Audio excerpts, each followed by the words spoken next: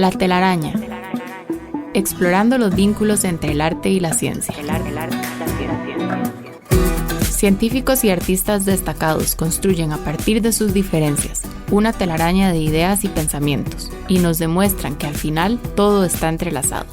Déjate atrapar por esta telaraña, conducida por Jürgen Ureña, producida por Emma Tristán. La telaraña, por Amplify Radio 95.5.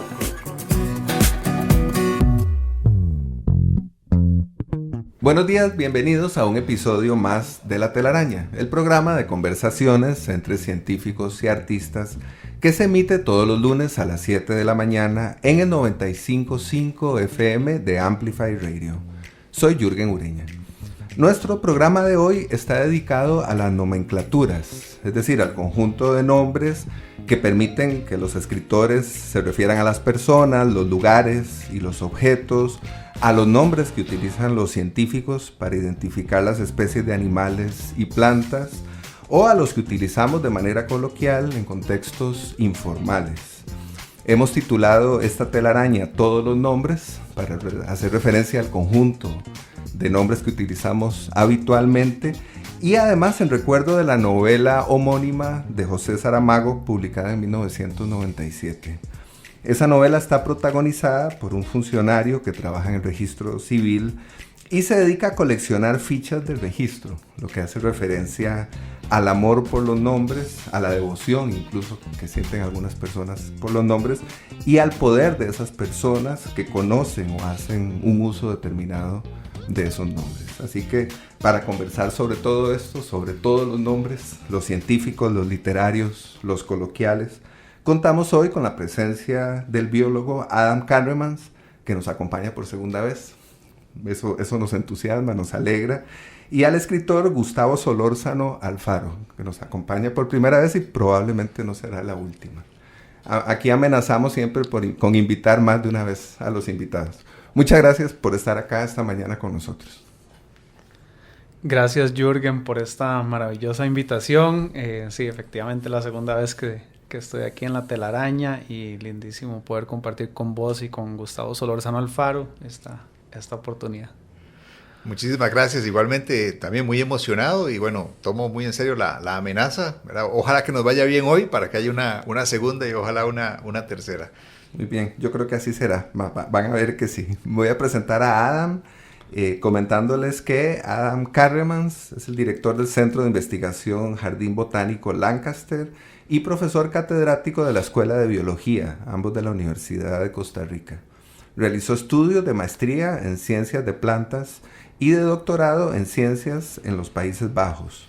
Su investigación está orientada hacia la sistemática, ecología y relaciones evolutivas de las plantas, con énfasis en la familia de las orquídeas. Ha publicado 2 libros y más de 100 artículos científicos, ha impartido diversos cursos de la carrera de biología y sirve como supervisor de diversas tesis de licenciatura, maestría y doctorado en Costa Rica, México y Europa. Adam, bienvenido otra vez. Conversemos un poco sobre las nomenclaturas científicas o la nomenclatura científica. No sé muy bien si aquí cabe el plural. ¿En qué momento surge y cuáles son los cambios principales que ha experimentado? Sí, la nomenclatura, Jürgen, es parte de un sistema de taxonomía y de la ciencia, la taxonomía de los organismos. Y eso se refiere esencialmente a la ciencia que hace la clasificación, la agrupación de todos los organismos vivos que hay en el planeta.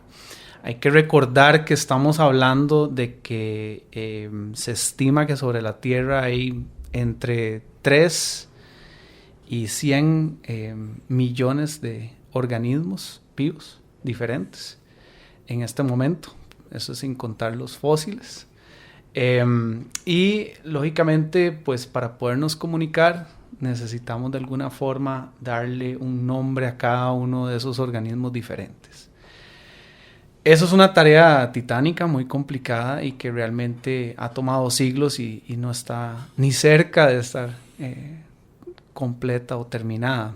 Más o menos hay catalogados en este momento 2 millones de organismos y se estima que son de 3 a 100 millones. Y así de amplia es la estimación, me llama la atención. Y así de amplia, margen, ¿no? Sí, eso es un margen ridículo. De indeterminación muy amplio. Amplísimo, y pues sí, son cifras realmente astronómicas y el solo hecho de que los márgenes sean así de amplios, pues ya te da una idea de la dificultad que debe conllevar tratar de clasificarlos y si es tan difícil determinar cuántos podrían haber, cuántos nos hacen falta. Pero bueno, ese es digamos, la esencia de la nomenclatura, el poderle dar unas ciertas reglas a cómo clasificamos y agrupamos esos seres vivos.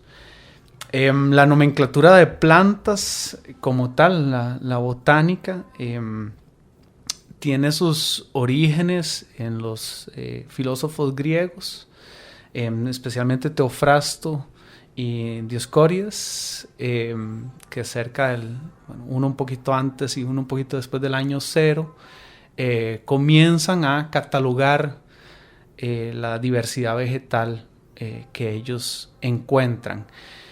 Pero esta catalogación en ese momento se hace con base en la descripción de características que ellos observan en estos seres vivos. Entonces comienzan a hacer grandes listas de, en lugar de nombres, son en realidad párrafos descriptivos de las características más importantes o distintivas que podrían tener estos organismos. Y por casi 1500 años después de eso, realmente no se formaliza ni se actualiza la catalogación de plantas, y eso es es un hueco negro de conocimiento que hay por 1500 años, donde se copian los textos originales de estos filósofos griegos y se vuelven a copiar y se copian y se copian y se utilizan en todo el mundo. Lo que pasa es que, como ya mencioné antes, hay millones de organismos y hay muchísimos organismos que son típicos de un cierto lugar y no hay en otros.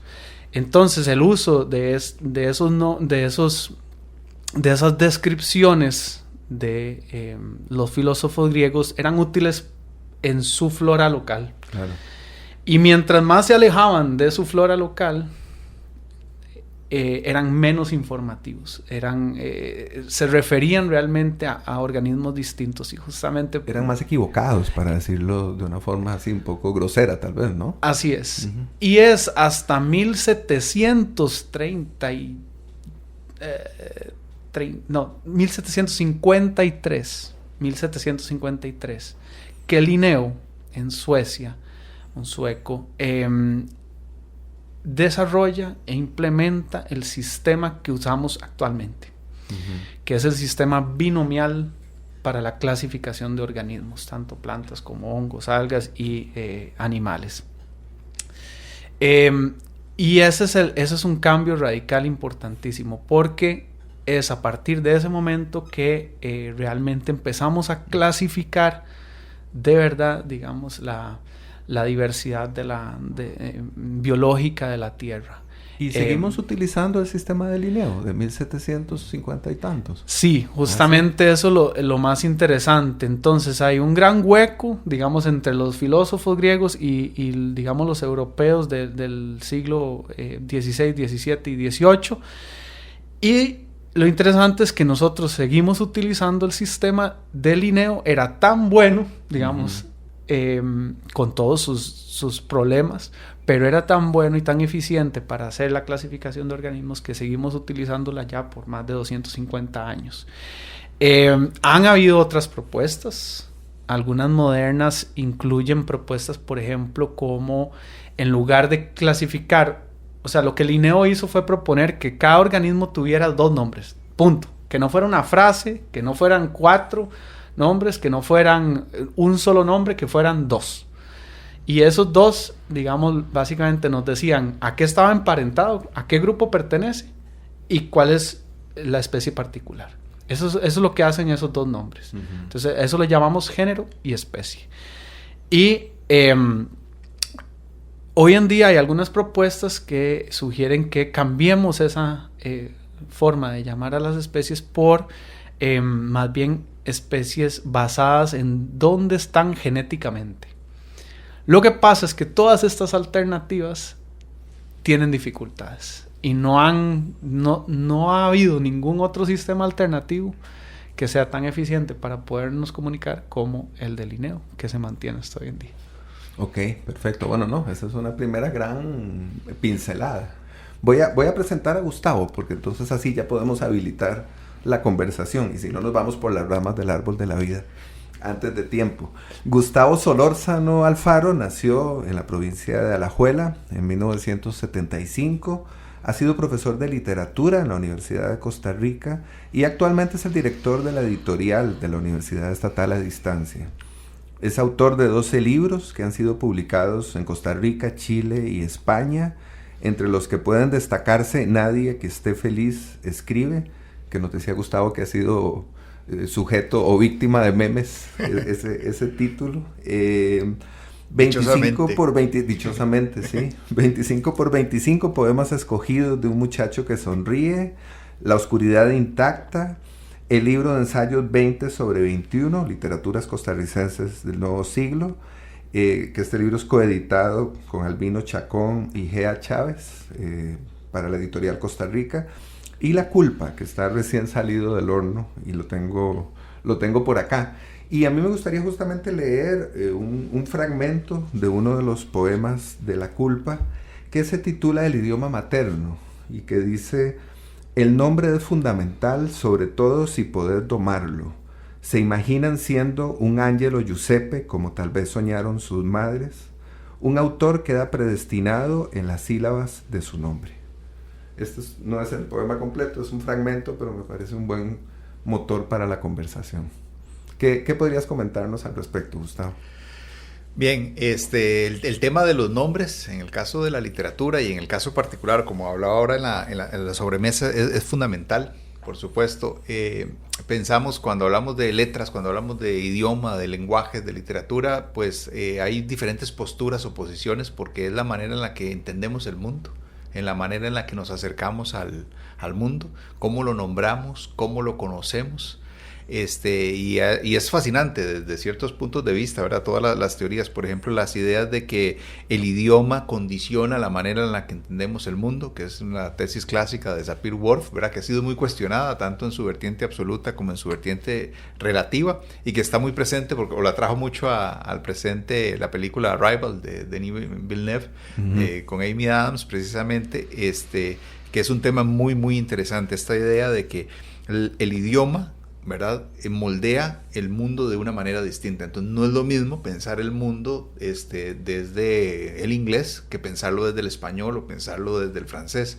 De hecho, en el libro anterior mío hay un poema que se llama Enseñanza de la muerte como un segundo idioma, que trata estos temas también, ¿verdad?, esta idea de cómo concebir el mundo a través del lenguaje. Y está muchísimos elementos que tienen que ver con eso. Las palabras están ahí para sustituir el mundo, por ejemplo, ¿verdad? Una cosa es el mundo natural, ¿verdad? Una cosa son las plantas, qué sé yo, los animales, que tal vez podemos decir que son concretos, los podemos, digamos, ver, oler, sentir, etcétera, pero otra cosa es la palabra que evoca a esa planta o a ese animal, porque finalmente ese nombre viene a sustituir al objeto, ¿verdad? Y podemos crear un mundo sin necesidad de verlos, sin necesidad de tenerlos, sin necesidad de tocarlos. Y ahí viene la idea del idioma mismo permite construir un universo, ¿verdad?, que está en las palabras, que está en el lenguaje.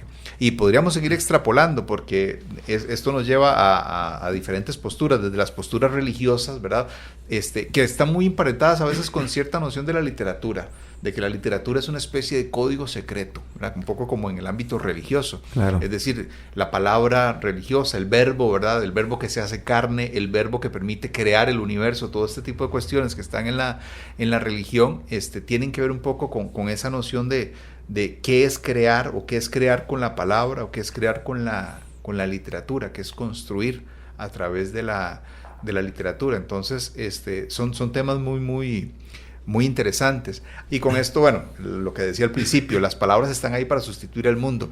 En el caso de la poesía, las metáforas, ¿verdad? Se supone que las metáforas es decir una cosa por otra, ¿verdad? En lugar de decir una cosa de una manera, lo decimos metafóricamente. Un poco con Borges siempre he pensado que las palabras en sí ya, o sea, son metafóricas. O sea, porque una palabra sustituye a la cosa. Una cosa es la, qué sé yo, un lápiz, una piedra, ¿verdad? Del objeto, y otra cosa es la palabra. La palabra en sí ya es una metáfora de ese objeto, porque viene a sustituir ese objeto. Entonces, la idea un poco que está ahí de fondo o que considero es el hecho de que el lenguaje es creación, el lenguaje es algo que permite estar creando, construyendo constantemente el mundo. No necesariamente como algo religioso, como un misterio, ¿verdad? Que es todo un tema, en el caso de la literatura, como decía antes.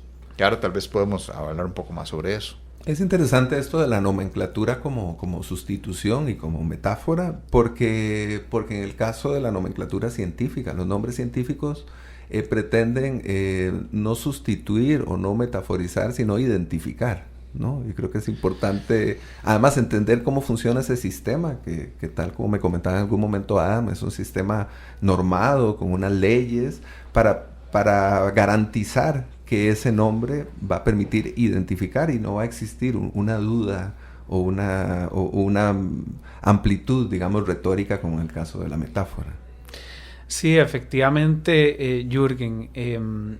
Bueno, hay toda una serie de reglas del juego, digamos, de la nomenclatura científica, y la gente tal vez no se imagina, pero eso, o sea, para entenderlo hay que ser una especie de abogado. Y entonces hay, de hecho, un código que se llama así, Código de Nomenclatura de Hongos, Algas y Plantas, que es para clasificar hongos, algas y plantas, y uno igual para animales, que es separado. Cada uno con sus reglas, son similares, con algunas diferencias, curiosamente. Para citarte un ejemplo, el Código de Animales permite que uses como nombre de género y de especie el mismo nombre. Entonces, por ejemplo, el gorila se llama gorila. El ratón se llama musculus, y eso está prohibido en plantas. No se puede repetir el mismo nombre en el género y la especie. Entonces son pequeños detalles. Hay otro gran detalle de diferencia entre los dos códigos, y es que en el Código de Animales normalmente no se citan las autorías. O sea, la persona que describe la especie no es tan frecuentemente citada. En plantas y algas y hongos siempre se cita.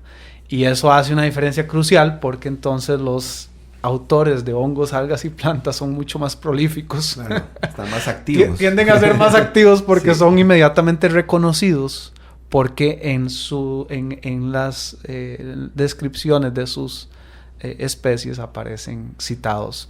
Entonces eso es una diferencia interesante. Pero regresando al tema de la metáfora, una de las reglas que tienen los códigos es que los nombres científicos, a veces uno se imagina que no tienen, digamos, ninguna reglamentación de qué se puede utilizar en esos nombres.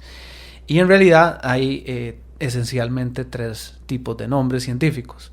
Aquellos que se dedican a personas, que se llaman eponimias, tiene un nombre que es dedicado a alguien. Aquellos que son dedicados a lugares, entonces, por ejemplo, las especies que son dedicadas a Costa Rica, y aquellos que son dedicados o se refieren a una característica de esa especie.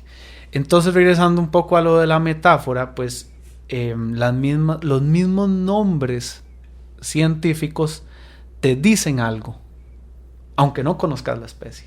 Aunque vos no la hayas visto nunca, cuando vos lees el nombre, algo te está diciendo. Y te puedo tirar un ejemplo. El nombre científico de la papa es Solanum tuberosum.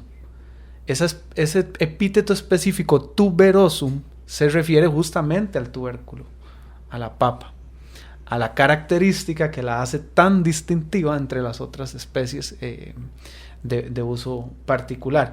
La naranja se llama Citrus sinensis.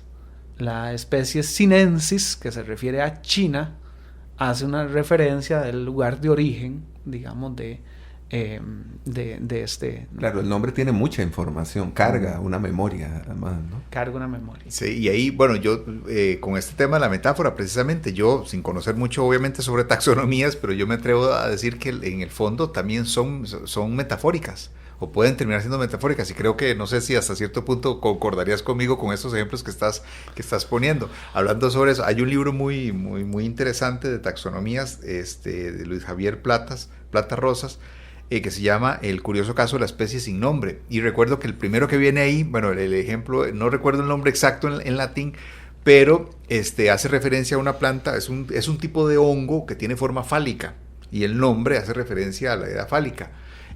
Creo que más allá de eso, el solo nombre que tiene que se le da ya es metafórico, de alguna manera, claro, porque te está haciendo justamente la comparación, la relación con algo que no es una planta, que no tiene que ver con una planta, y que además en el imaginario o en la cultura pues va a tener una serie de connotaciones.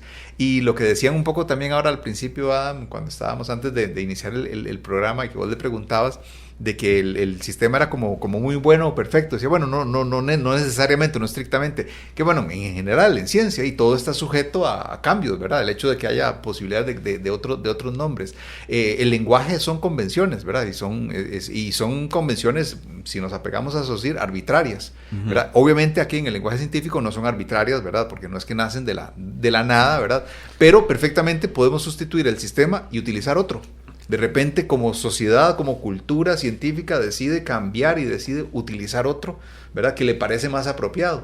Y simplemente, ¿por qué? Por convención. Entonces, a eso es a lo que se refiere con lo de arbitrario, ¿no? Incluso yo tengo la impresión de que eso está ocurriendo en el mundo de la nomenclatura científica. Yo voy a dejar esta idea en el aire para recuperarla en el próximo bloque. Vamos a hacer una pausa aquí y ya volvemos. La telaraña en Amplify Radio 95.5. Vínculo y tejido, arte, ciencia, trampa. Los hilos que conectan la vida de nuestros invitados construyen la telaraña. En Amplify Radio 95.5. Hola, estamos en una telaraña en la que nos hemos dedicado a conversar sobre nomenclaturas. Estamos comenzando apenas, pero esto parece que va a llevarnos por muchos lugares interesantes, con el biólogo Adam Carremans y el escritor Gustavo Solórzano Alfaro. Le solicitamos a Adam una canción y nos propuso escuchar Calalú del Calypsonian de Kawita Walter Ferguson. Escuchemos.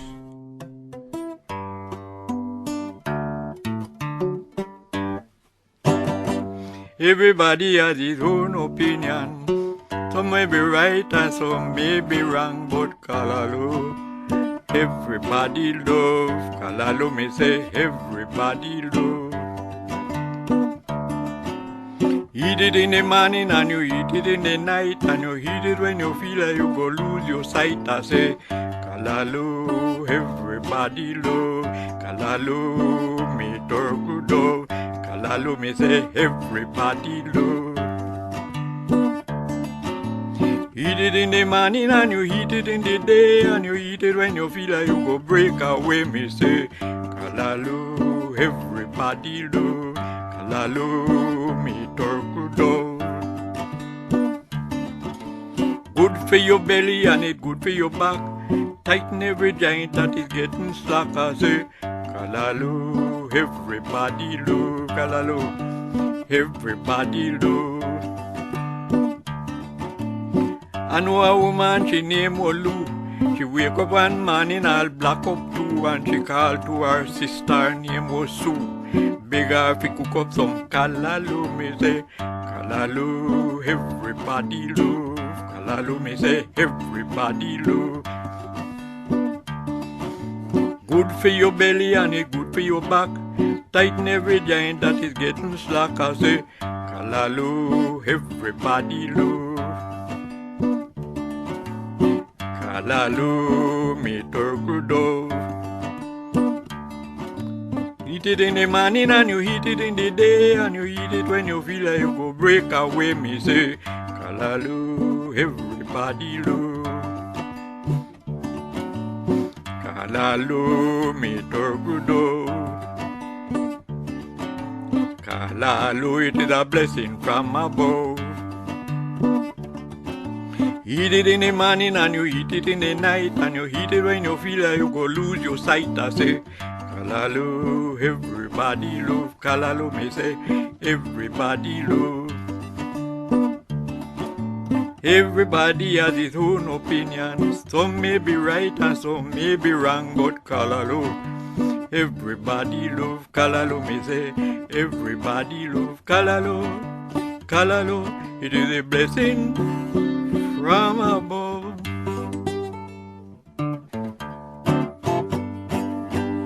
Acabamos de escuchar Callaloo a cargo del calypsonian Walter Ferguson. Adam, ¿por qué nos pusiste a escuchar calipso desde buena mañana un lunes? Para empezar bien la semana, Como tiene que ser, muy bien.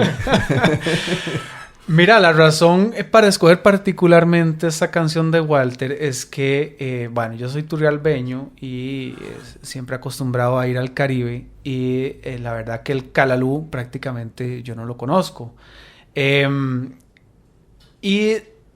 Indagando un poquito me di cuenta, preguntando a amigos en Turrialba y en otras zonas del Caribe, respecto al Callaloo, me di cuenta que en realidad la mayoría de los jóvenes desconocen qué es el Callaloo y de qué está hecho y a qué se refiere específicamente. Y lo interesante es que Walter canta como si el Callaloo fuera realmente muy común. Dice, se come en la mañana, se come en la noche, a todo el mundo le gusta el Callaloo. Uh-huh. Entonces es muy curioso. Y me di cuenta, indagando este asunto, que este asunto de no conocer qué especies o qué ingredientes lleva el Callaloo no es algo solo de Costa Rica. Resulta que todo el Caribe, donde se consume Callaloo, el Callaloo es hecho y se conoce de cosas muy diferentes. Entonces, si vos buscas, por ejemplo, en la tradición cubana, resulta que el Callaloo es más bien una sopa que lleva pescado y algunas otras cosas.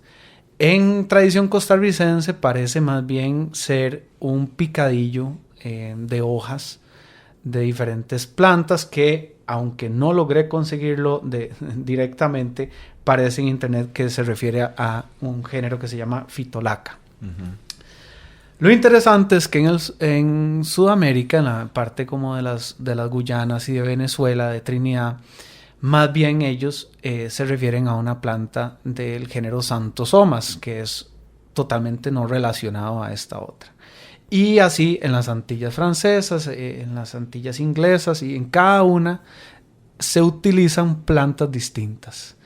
Y eso es muy interesante porque, nos lleva justamente al razonamiento de la creación de la nomenclatura científica estandarizada. Uh-huh. Y es justamente para evitar este tipo, no para evitar, sino para tratar de comunicarnos de una manera más efectiva. Porque claro, no es lo mismo, no es la misma planta de la que habla Walter Ferguson, de la que está hablando alguien en Cuba o de la que está hablando alguien en Venezuela. Y esto tiene consecuencias. Puede tener consecuencias letales. Puede tener consecuencias letales. Uh-huh. Y justamente para mencionar un caso así bastante famoso, pues en la película del 2007 Into the Wild, y aquí ojo porque voy a hacer un spoiler. Bien spoiler. Bien spoiler. Si no la han visto, vayan a verla. La película es bastante famosa y tiene una clasificación bastante alta. La película se trata justamente de una persona que decide salirse de la tradición, digamos, de la sociedad de que esperaban que se fuera a estudiar y que hiciera una carrera, y se va a una reserva en Alaska a vivir de la naturaleza.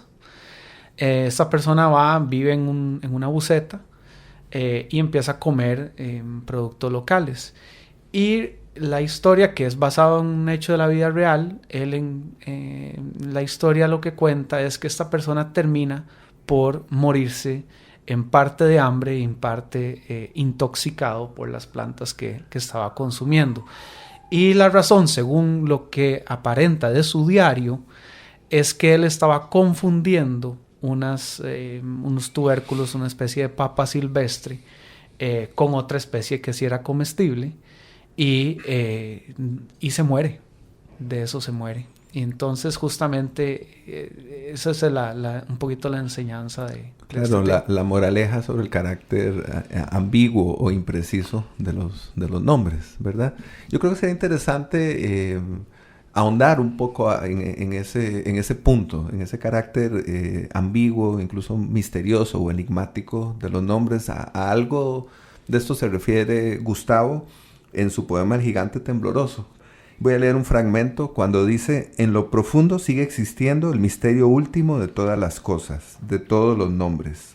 Océanos que son galaxias, ciudades que son universos, bosques que son sistemas solares. Y ahí evidentemente se está hablando otra vez de la metáfora, pero también del carácter misterioso que encierran las palabras, algo que me parece muy propio de la literatura o específicamente de la poesía. Sí, el tema de lo sagrado en el lenguaje o en la literatura ha sido muy importante para mí a lo largo del tiempo, pero ha cambiado mucho mi postura. Digamos que antes tenía tal vez más influencia que podía venir por diferentes ramas, ¿verdad? Desde el psicoanálisis a otras cuestiones, y estaba muy apegado a la idea del giro lingüístico, esta noción, ¿verdad? Precisamente de que todo, absolutamente todo es lenguaje, ¿verdad? Esta noción de que todo es lenguaje y que fuera del lenguaje no existe nada. Una noción que también, pues, lógicamente muy utilizada por los postestructuralistas, sobre todo en los años 70 y 80, ¿verdad? Y que caló muchísimo, pero que luego considero que ha cambiado radicalmente, ¿verdad? Entonces, efectivamente, podemos imaginar que sí existe algo que está fuera del lenguaje, que está más allá del lenguaje. Entonces, literariamente, para mí ha sido pues un replanteamiento de ideas. Y cómo escribís, o de qué manera escribís, o qué tipo de lenguaje utilizás, tiene que ver un poco con esas dos posturas. Entonces, te vas a encontrar poesía que tiende a ser muchísimo más metafísica, esotérica, o la poesía convencional y tradicionalmente más metafórica, ¿verdad? Qué sé yo, al estilo de Pablo Neruda, por decir algo, ¿verdad? Claro. Que tiene que ver un poco más con esta noción del lenguaje como algo sagrado. Y efectivamente eso hace que muchas veces los lectores sientan, bueno, pero ¿de qué me están hablando? Y que la poesía a veces resulte tan hermética, ¿verdad? Y que aleje a los mismos lectores. Y por otro lado tenés una connotación u otro estilo, que es una poesía muchísimo más coloquial, una poesía con otro tipo de lenguaje que se abre a otros públicos. Y ahí hay dos concepciones del mundo completamente distintas, dos concepciones de cómo escribir, dos concepciones totalmente, incluso antagónicas. Claro, casi los rudos contra los técnicos en la lucha libre mexicana. Exactamente, casi, ¿no? Exactamente. Que es un poco, de hecho aquí hay un escritor, Memo Acuña, que utiliza esa expresión, los rudos versus los técnicos, para hablar de los poetas, y un poco va en esa línea. Me la robó, que consta que era mía. En Costa Rica, ¿verdad? Pues históricamente se ha como distinguido un poco esa línea, ¿verdad? Más metafísica, ¿verdad? Y esa otra línea muchísimo más coloquial, y de hecho es un enfrentamiento y tiene que ver con estas dos posturas, ¿verdad? ¿El lenguaje es algo sagrado o no? ¿Hay misterio o no hay misterio? ¿O simplemente es algo cotidiano, o una herramienta con la que nos movilizamos diariamente? Entonces de ahí surgen dos maneras de ver el mundo, justamente dos maneras de entender el mundo. Casualmente para mí eso ha sido un problema, ¿verdad? Porque yo empecé en una. Te pasaste al otro lado. Y me pasé al otro lado, pero nunca he abandonado el otro. Ajá. Y un poema como ese, o algún otro que aparece en el libro, es ese intento, y esa ha sido mi búsqueda, tratar de conciliar esos dos mundos. ¿De qué manera pueden encontrar esos dos mundos? Y creo que es muy importante. Hay un libro que me encanta, bellísimo, de un poeta polaco, Adam Zagajewski, que se llama En la belleza ajena. O más bien, sobre todo en otros de sus ensayos en defensa del fervor, donde él habla de la importancia o la necesidad de que el artista o el creador o el escritor logre encontrar o unir esos dos mundos, ¿verdad? Porque precisamente se pregunta, ¿por qué razón hoy día hay tantas obras de arte que ya no nos producen o no nos provocan lo que nos provocaban o le provocaban a las personas hace 100 o hace 500 años, ¿verdad? ¿Qué ha sucedido? Claro, hay todo un cambio histórico, cultural, social, la percepción de lo sacro, la percepción de lo religioso muy ligada a las artes, era más común hace 100, 200 años. Hoy día, por supuesto que las cosas se han transformado y se han desacralizado. Pero el artista o la búsqueda que uno puede hacer al enfrentarse a una obra de arte tiene que ver con poder conciliar esos dos universos, no perder la dimensión, digamos, sacra de las cosas, pero a la vez saber que tenés que salir a pagar las cuentas. Un poco la imagen que él utiliza. O sea, estás en tu casa leyendo filosofía griega, ¿verdad? Leyendo sobre taxonomías científicas, ¿verdad? Pero de repente te acordás que tenés que salir a hacerte el desayuno, ¿verdad? Que tenés que ir a pagar las cuentas, ¿verdad? Que tenés que ir a arreglar el grifo, ¿verdad? Que está malo el tubo, este tipo de cosas. Es decir, el mundo no es solamente una cosa, el mundo es multidimensional. De lo poético a lo prosaico, ¿no? Exactamente. De una cosa a otra. Yo voy a saltar a otra rama de la conversación, a una que nos quedó pendiente en el bloque anterior, porque dejamos un poco suspendida un comentario de Adam en relación con los cambios que ha experimentado o puede experimentar la nomenclatura científica. Sí, y de hecho está directamente relacionado a lo que está diciendo Gustavo, de qué provocan los nombres.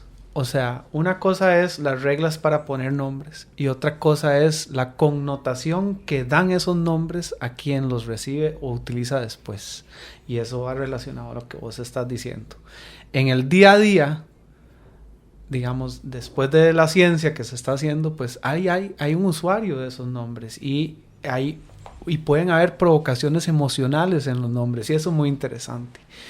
Hay una movida hoy en día muy fuerte y esos son los cambios a los que me refería antes, de eliminar de la nomenclatura científica los nombres ofensivos. Y eso es algo que uno tal vez no se imagina que existe, pero yo les decía, hay 3 tipos de nombres dentro de la ciencia. Uno de ellos son los nombres dedicados a personas. Esos particularmente pueden ser ofensivos. ¿Por qué pueden ser ofensivos? Porque resulta que, como se están poniendo nombres desde 1700 y tanto,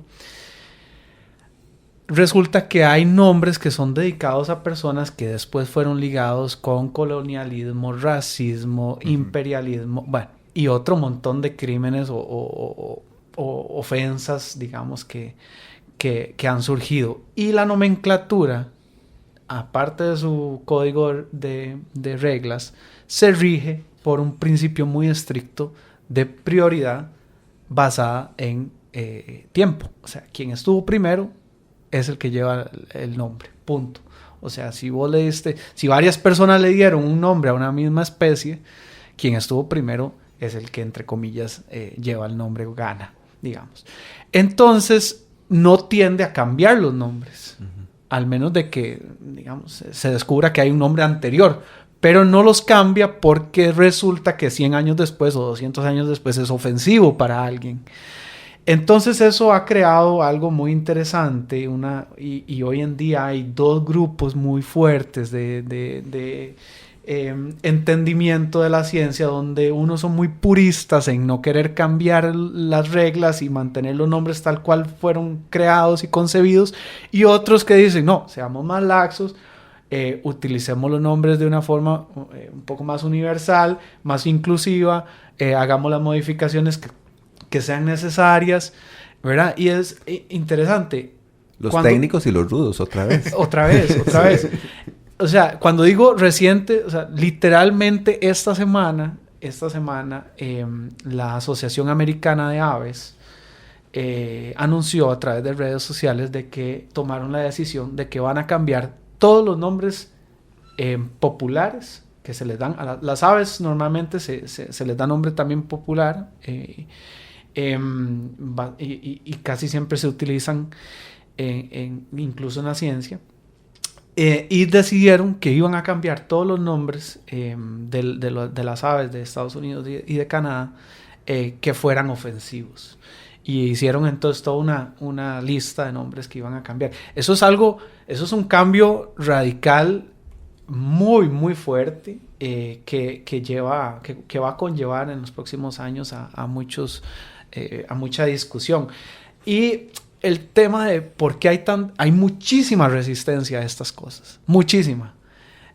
Y una de las razones por las que hay mucha resistencia es porque muchas veces hay un tema de perspectiva, ¿verdad? Y digamos, qué es ofensivo para uno y no ofensivo para el otro. Hasta dónde llega, digamos, el límite. Digamos, alguien que fue un buen botánico, pero no sé, hizo algo criminal. No sé, o sea, ¿dónde están realmente los límites de qué es lo que... Uno de los ejemplos que citan entre las razones por las que quieren cambiar los nombres es porque hay uno que está dedicado, una de las aves, a un señor Bachman. Y porque el señor Bachman tenía esclavos. Básicamente así dice. Que sí, que hay que cambiarlo porque el señor Bachman tenía esclavos.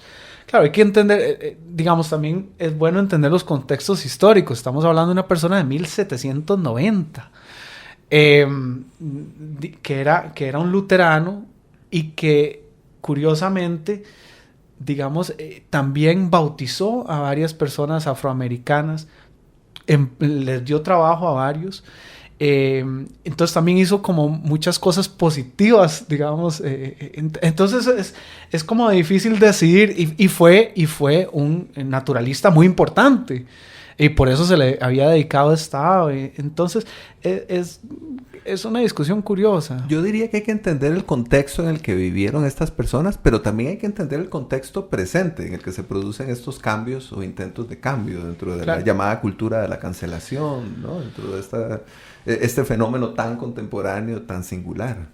Sí, si me dejas expandir un poquito sobre eso, sí, justamente una de las razones por las que se ha, digamos, discutido que tal vez no conviene hacer esta cancelación, como están diciendo, total de los epónimos, porque esa es la propuesta hoy en día, ¿verdad? O varias propuestas que hay hoy en día de eliminarlo del todo.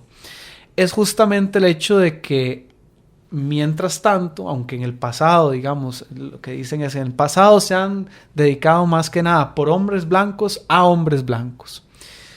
Pero lo que sí es cierto es que hoy en día, en la mayoría de los países megadiversos, por lo menos en Latinoamérica, la tendencia ya es al revés. Es que los mismos locales dediquen especies a gente local. Uh-huh. Esa es la tendencia cada vez creciente. Entonces, tal vez históricamente es un mal momento. Claro, cuando justamente está ocurriendo esto positivo. Exacto, okay. Cuando justamente la tendencia es a que entonces reconozcamos líderes indígenas, líderes locales, gente que, digamos, está... Entonces viene una nueva prohibición, ¿verdad? Y viene también de la parte norte del mundo. Claro, entonces, de los que dictan las reglas, ¿no? De los que dictan las reglas. Sí. Entonces cae en un momento cultural pésimo, ¿verdad? Porque entonces también la discusión es, bueno, finalmente, y te cito otro ejemplo, los nombres tienen mucho poder. Ahora vos lo dijiste, Gustavo. Resulta que en la ciencia cada vez más se utiliza la nomenclatura como una forma de obtener fondos y reconocimiento para la conservación. Cada vez más se hace así. Entonces, como te digo, esa prohibición viene en un momento pésimo porque justamente hoy en día hay muchos jóvenes, por ejemplo, en Ecuador, en Colombia, están utilizando la nomenclatura de especies nuevas para financiar sus propios proyectos. Uh-huh. Para poder comprar terrenos y hacer conservación. Yo conozco muchos casos ahora así. Y estos justamente brincaron, ¿verdad? Pegaron el grito al cielo diciendo, pero usted hace este cambio, entonces otra vez me pone a mí en una desventaja. Claro, claro.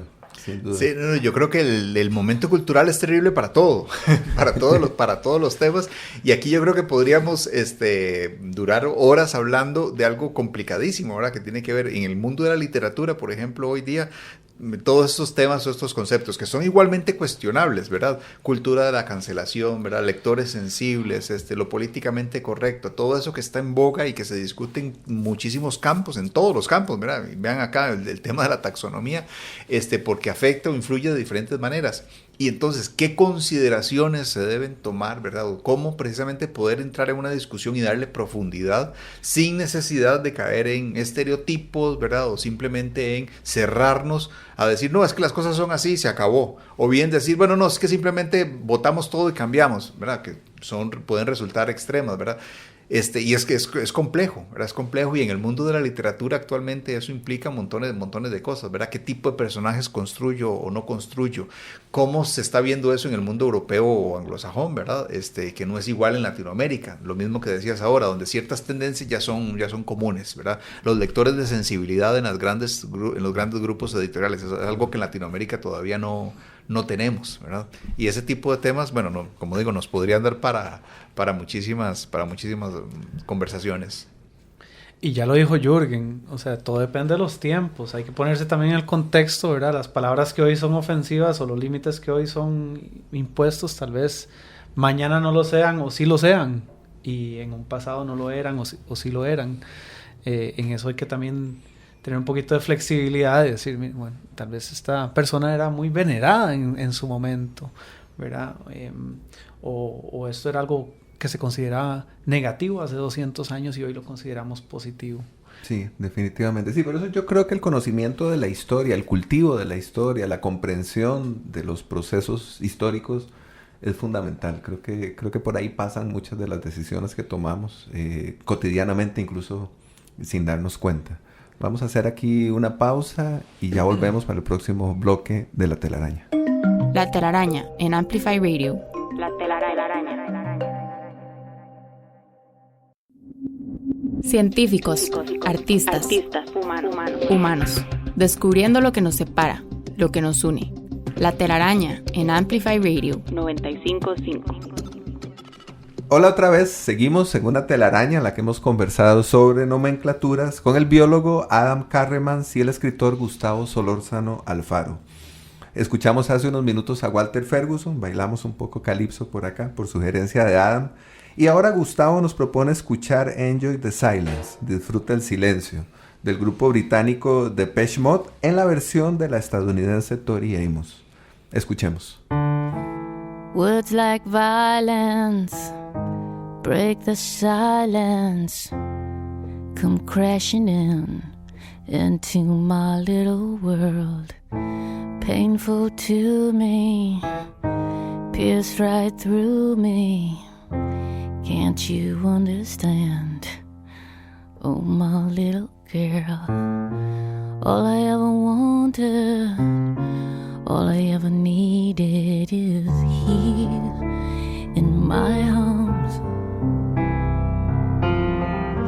All I ever wanted, all I ever needed is here in my arms. Vows are spoken to be broken.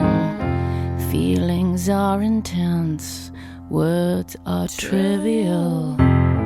Pleasures remain, so does the pain. Words are meaningless and unforgettable. All I ever wanted, all I ever needed is here in my arms. All I ever wanted, all I ever needed is here in my arms. Words are very unnecessary, they can only do harm. Words like violence break the silence, come crashing into my little world. Painful to me, pierce right through me. Can't you understand? Oh, my little girl. All I ever wanted, all I ever needed is here in my arms. All I ever wanted, all I ever needed is here in my arms. All I ever wanted, all I ever needed is here in my arms. Vows are spoken to to be broken. Feelings are intense, words are trivial. Pleasures remain, so does the pain. Words are meaningless and forgettable. All I ever wanted, all I ever needed is here in my arms. All I ever wanted, all I ever needed is here in my arms. All I ever wanted, all I ever needed is here in my arms. Words are very unnecessary. They can only do harm. Can only do harm.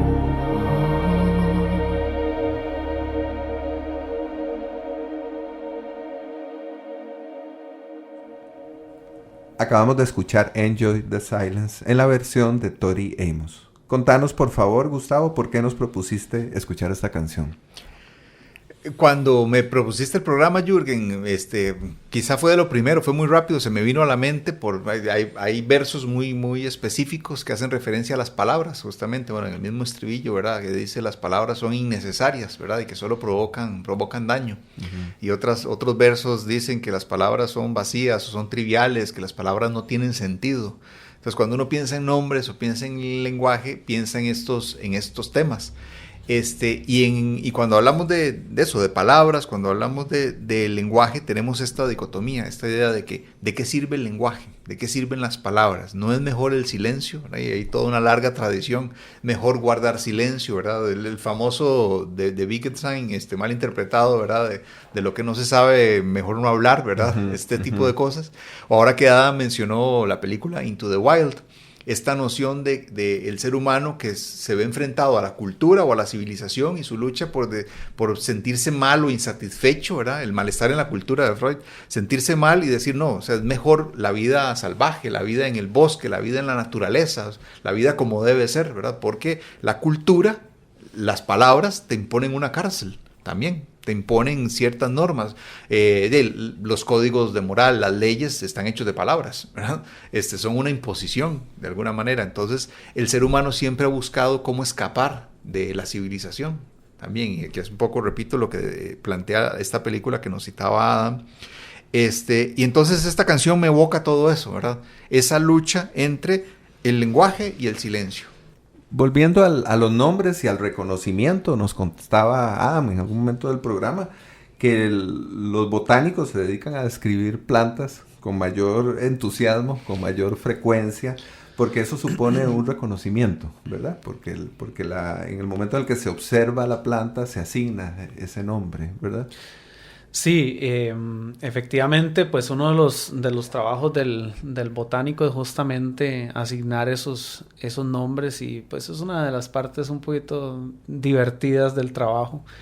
Hay botánicos que son muy secos en su escogencia del nombre, y hay otros que son mucho más creativos, porque dentro de las reglas pues puedes hacer un poquito de ahí lo que querás. Un poquito de trampa, echa la regla, echa la trampa. No. ¿Le puedes dar la vuelta? No, sino que dentro de lo que permiten las reglas, pues puedes jugar con ciertas cosas. Hay un margen. Hay un margen, exactamente. Entonces, justamente en cuanto a nombres, hace un momento hablábamos de nombres que crean polémica, porque tienen una connotación que podría ser ofensiva o negativa para alguien. Hay también muchos nombres que en realidad son más bien curiosos o podrían evocar humor, digamos. Y eso también es bonito de la ciencia, que a ver, lógicamente hay algunos puristas que están en contra de esas cosas, pero no sé, hay especies que están dedicadas a Bruce Dickinson de Iron Maiden o a Jimi Hendrix, ¿verdad? Y entonces dentro de esas posibilidades se utilizan sus nombres dentro de las especies. Una muy curiosa es una begonia que está dedicada a Darth Vader, que se llama Darth Vaderiana. No. Sí. Ya no hay valores en el mundo de la perdió todo. botánica. Exacto, no podemos confiar en Bueno, los botánicos. para que vean. Bueno, y ya si vamos más abajo, si seguimos por esa línea, hay un hongo que está dedicado a Bob Esponja, que se llama Spongiforma squarepantsy. Entonces, pues, o sea, dentro de las posibilidades hay muchas. Lógicamente, algunas de estas son deseos personales simplemente de reconocer a una persona que tal vez haya influenciado en su vida o que le recuerda por alguna razón. Hay una especie dedicada a Lady Gaga porque las secuencias genéticas lee Gaga.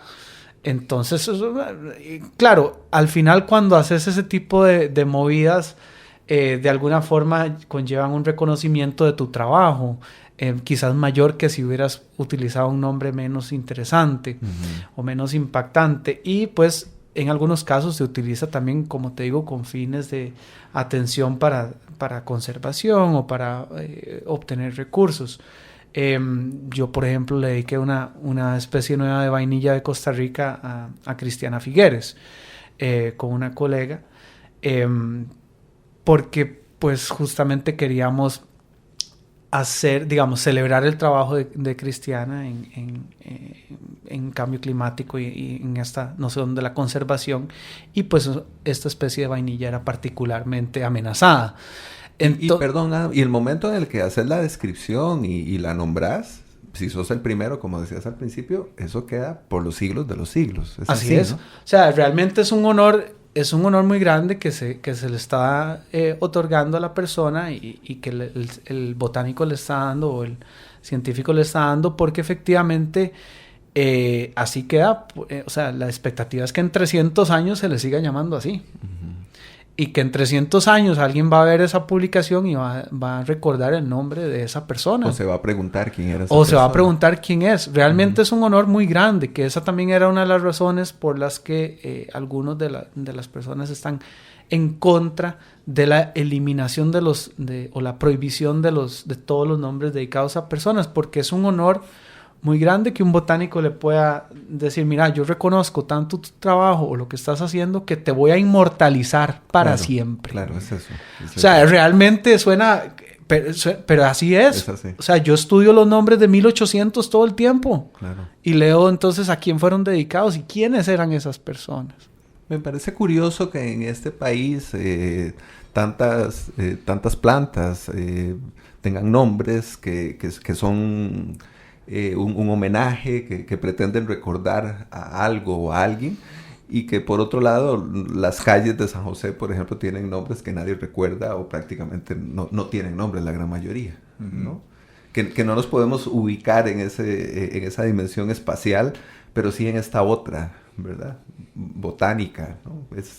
Hay algo curioso ahí del ser costarricense. Y curioso que no nos acordemos de los nombres de las calles, pese a que nuestras direcciones, el estilo nuestro se adaptaría perfectamente a utilizar los nombres de las calles en lugar de números, ¿verdad? Y existen en muchos casos. Sí, Algunas calles claro. principales los tienen, pero ya nadie sabe Pero cuál es la avenida de Rogelio Fernández Güell. Exactamente. ¿No? Sí, de hecho, yo por mucho tiempo pensé en hacer una propuesta para nombrar las principales autopistas de este país dedicadas a especies de plantas y animales que hay en ese lugar, para hacer conciencia. Al final nunca hice realmente la propuesta, pero que en lugar de llamarla la Pacífica Fernández o la Braulio Carrillo, lo llamemos, un nombre dedicado tal vez al jaguar, o ¿me entendés? Porque, o sea, eso tal vez nos ayudaría a crear conciencia de las especies que son típicas de ese lugar, ¿verdad? Y que pues estamos tratando de de conservar y que ojalá más personas sean conscientes de que están en ese lugar y que viven en esa zona y de que esa calle que pasa por ahí, que ahora les está cortando su bosque, pues es parte de su hábitat. Y no sé, es una propuesta, tal vez no tiene sentido, pero siempre había pensado que sería bonito llamar así las autopistas con nombres de especies. Lo otro que es posible, yo lo he visto en algunos países, es que se utiliza un nombre que es el que aparece en los mapas, en Waze, pero existe una rotulación que señala cuál era el nombre original de ese lugar. Y en algunos casos incluso uno puede entender el vínculo, puede entender cómo un nombre derivó en el otro, o puede entender que hay una transposición, hay un nombre que está encima del otro, ¿no? Así que creo que también, volviendo a la historia o a la memoria, esa es otra posibilidad. Vamos a hacer aquí una pausa y ya volvemos para nuestro último bloque de programa. La telaraña en Amplify Radio 95.5. Vínculo y tejido, arte, ciencia, trampa. Los hilos que conectan la vida de nuestros invitados construyen la telaraña.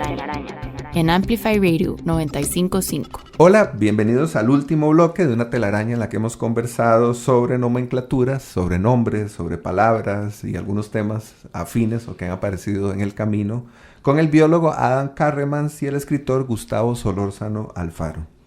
Nuestro invitado ausente de hoy es el educador, filólogo y escritor costarricense Carlos Gallini, que nació en 1865 y falleció en 1925. Gallini estudió las lenguas indígenas de Costa Rica y fue un entusiasta promotor del Esperanto, que es esa lengua creada en 1887 como una alternativa que era relativamente rápida, o es relativamente rápida de aprender, para la comunicación internacional. Gallini además dirigió varias instituciones de enseñanza, como el Liceo de Costa Rica, escribió obras de teatro, zarzuelas, publicó una colección de relatos titulada Cuentos Grises en 1918 y las novelas El árbol enfermo y La caída del águila. Además escribió obras sobre gramática y vocabulario y entre estas probablemente la más destacada es su diccionario de costarriqueñismos que publicó en 1918. Y a mí me gustaría rescatar 3 palabras de ese diccionario que están ya prácticamente olvidadas, pues para ver un poco hacia dónde nos lleva ese estímulo, digamos, el estímulo de estas palabras, que son chafirrazo, que significa cuchillada, machetazo o tajo, chalanear, que significa lucir habilidades de jinete, o chapulinada, que metafóricamente es una chiquillería o turba de muchachos, dice Gallini, y pone un ejemplo: nos cayó el chapulín, se dice cuando llegan a una casa varios muchachos traviesos. Creo que algo de esto nos queda como un eco. Algunas de estas palabras todavía pueden sugerir más o menos lo que significaban originalmente. Y a esta lista yo le sumaría algunas actuales, algunos costarriqueñismos actuales que también comienzan con che, como por ejemplo chamuco, chante, chema, chingo, chiva o chunche. ¿Qué piensan? Bueno, este tema es fascinante realmente. Chapulinada, ahora que lo mencionas, es bastante reciente porque hace un tiempo se utilizó mucho para referirse a las bandas o pandillas, específicamente que eran de niños o de adolescentes. Así es. ¿Verdad? Que está por ahí reciente. O sea, todavía llegó hasta finales del siglo XX. Todavía llegó. Digamos. Yo creo que alguna que se mantiene muchísimo, bueno, chunche definitivamente creo que, aunque tal vez no es tan común, pero creo que está muy vigente. Y sobre todo está vigente tal vez por la importancia que ha tenido. Discúlpame, te interrumpo para aclarar. Estas últimas que dije son más bien las contemporáneas. Estas serían de un diccionario de costarriqueñismos contemporáneo y no el de Gallini. No, claro. A lo que me refería es que probablemente chunche es muy común todavía, pero no necesariamente en todos los sectores, digamos, como podía ser hace muchos años. Es decir, creo que hoy sigue siendo muy común la palabra, precisamente porque tiene además un peso y una connotación como ya casi como simbólica. De hecho, hay un libro que se llama El Jergario Latinoamericano, latinoamericano que reúne palabras de diferentes países. Ahí está Costa Rica y está representada con el chunche. Entonces es el texto del chunche y la ilustración. En ese caso yo escribí el texto sobre el chunche. Entonces bueno. es un libro, el jergario latinoamericano, y precisamente se escogió esa palabra por lo representativo, lo significativo que es todavía en el ámbito costarricense. Yo supongo que también es porque es una palabra muy funcional, muy útil, es como un gran cajón de sastre, es maravillosa, ¿no? es una palabra, chunche, exactamente, ¿no? Es una palabra increíble, es una de esas palabras que te permite hablar de absolutamente cualquier cosa, o sea, la flexibilidad, la elasticidad que tiene el chunche, ¿verdad? Es increíble. Bueno, y aquí sigo yo golpeando, 2 veces he golpeado la mesa, probablemente va a salir el entusiasmo, sonido. es el entusiasmo de la conversación, eso suma, eso cuenta, no te preocupes. Jürgen, con respecto a eso, me parece que es interesante la analogía que uno podría trazar entre el uso de los idiomas y la evolución de las especies. Ya te voy a explicar cómo. Wow, ¿viste? Hasta dónde llegamos. Sí. Una cosa que siempre me ha llamado la atención es que, digamos, en Latinoamérica, el idioma español llega más o menos al mismo tiempo en una fecha que podemos datar muy específica, ¿verdad? Más o menos 500 años atrás. Uh-huh.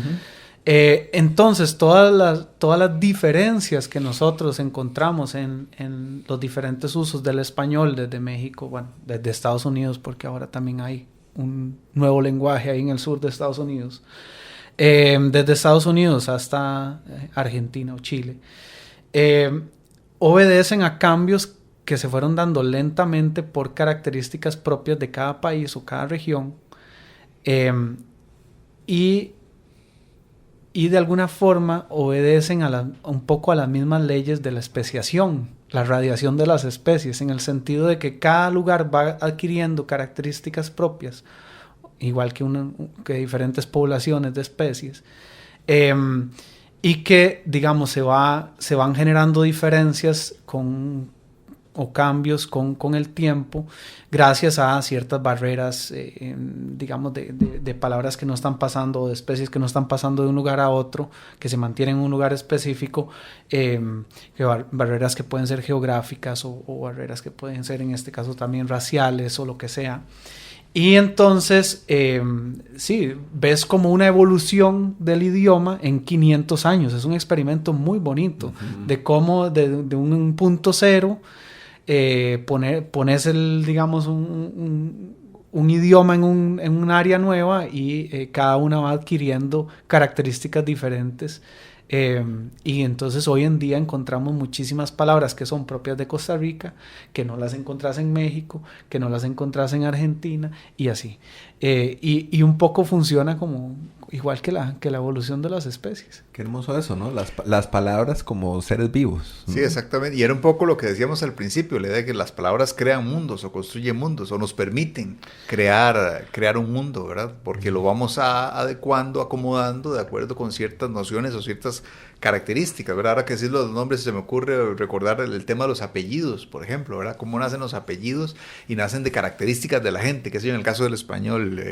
calvo, delgadillo, ¿verdad? Que tienen que ver con características físicas, ¿verdad? Y que sería todo un tema, ¿verdad? La onomástica, ¿verdad? Que es muy, muy interesante. O que remiten al abolengo, al padre, ¿verdad? Hernández, Martínez, Fernández, el sufijo González, es, exactamente, ¿verdad? Que significa hijo de. Y cómo hay flujos nuevos que son exclusivos de ciertas áreas y ciertas épocas. O sea, la entrada, por ejemplo, de italianos en el sur de América, que aquí no hubo, o que hubo mucho después, o de afrocaribeños, que aquí hubo y en todo el Caribe, pero no en otras regiones.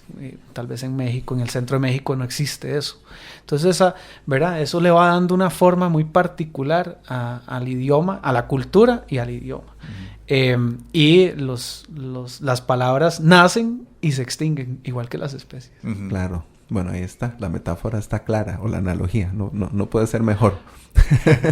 Pues les propongo que, a propósito del lenguaje coloquial y de estas palabras conché que nos recuerdan no solamente el diccionario de Carlos Gallini, sino la forma en la que evolucionan las palabras, Escuchemos Chilanga Banda, que es un tema musical del grupo mexicano Café Tacuba, que incluye una gran cantidad de palabras con che, pero además palabras chilangas, palabras específicas del habla popular de la Ciudad de México. Escuchémosla y al regreso la comentamos. Ya chale chango chilango, que chafa chamba te chutas, no che que andar de tacoche y chale con la charola, tan choncho como una chinche, más chueco que la fayuca, con fusca con cachiporra, te pasa a andar de guarura.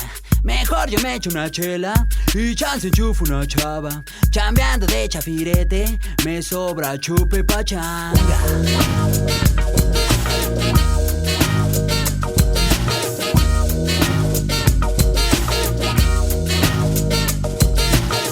Saco chipote, la chota no es muy molacha, chiveando a los que machucan se ven morder su talacha. De noche caigo al congal, no manches, dice la changa. A choro de este por 8 en chifla pasa la facha. Pachuco, cholos y chundos, chichinflas y malapachas. Acá los chompiras rifan y bailan tibiritaba. Pachucos, cholos y chundos, chichinflas y malapachas. Acá los chompiras rifan y bailan tibiritaba. Y bailan tibiritábara, y bailan tibiritábara.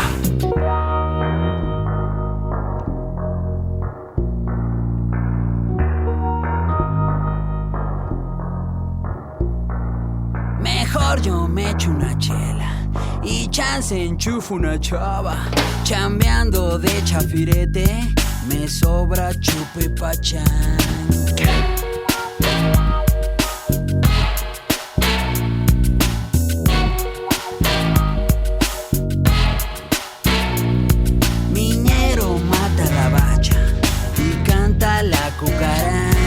Su choya vive de chochos, de chemo, churro y garnachas.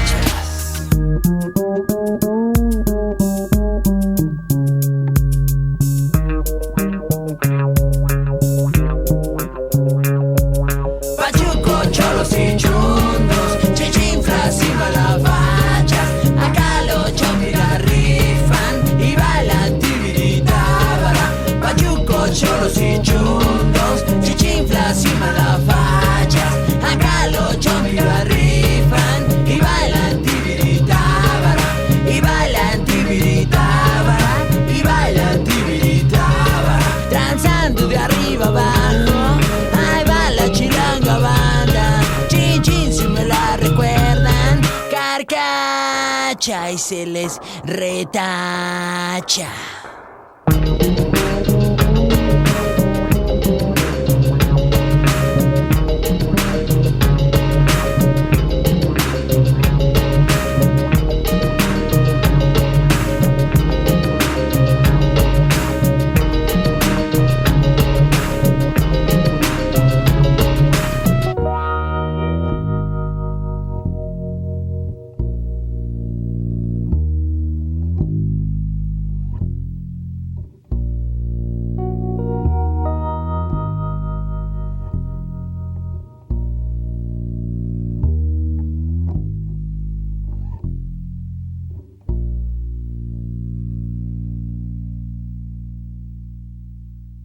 Acabamos de escuchar Chilanga Banda de Café Tacuba, que nos ofrece un muestrario de nombres alternativos en chilango, es decir, en el argot de los habitantes de la Ciudad de México.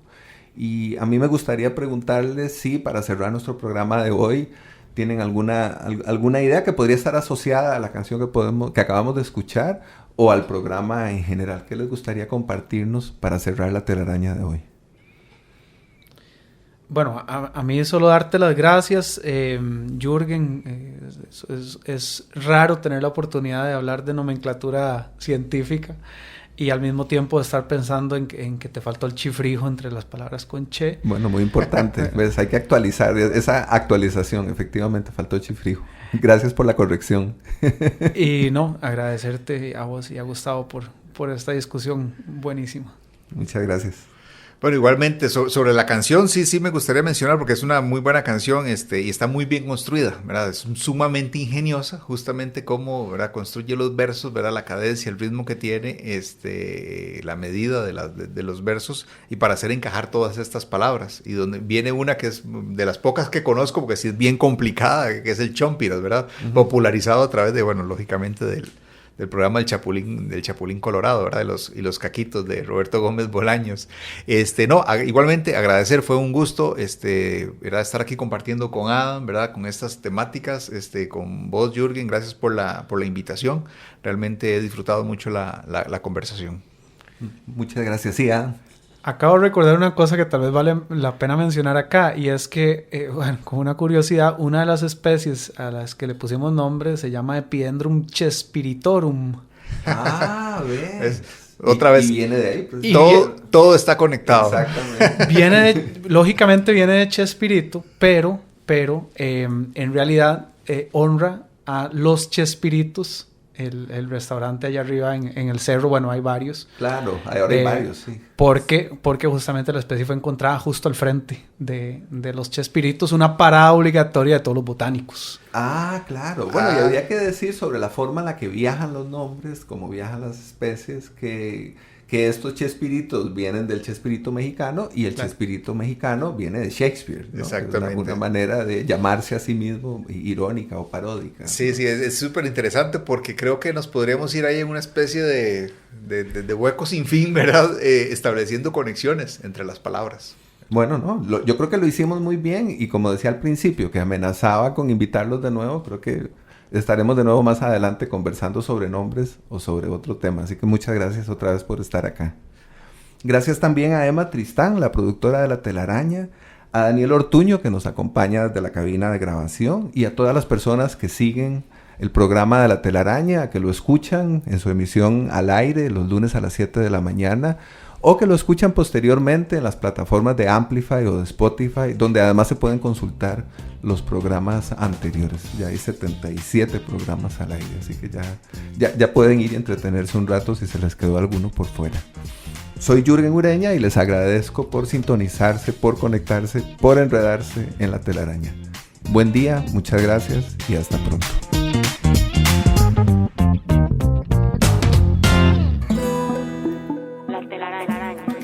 Explorando los vínculos entre el arte y la ciencia. Conducida por Jürgen Ureña. Déjate atrapar el próximo lunes a las 7 de la mañana por La Telaraña. La Telaraña. En Amplify Radio 95.5.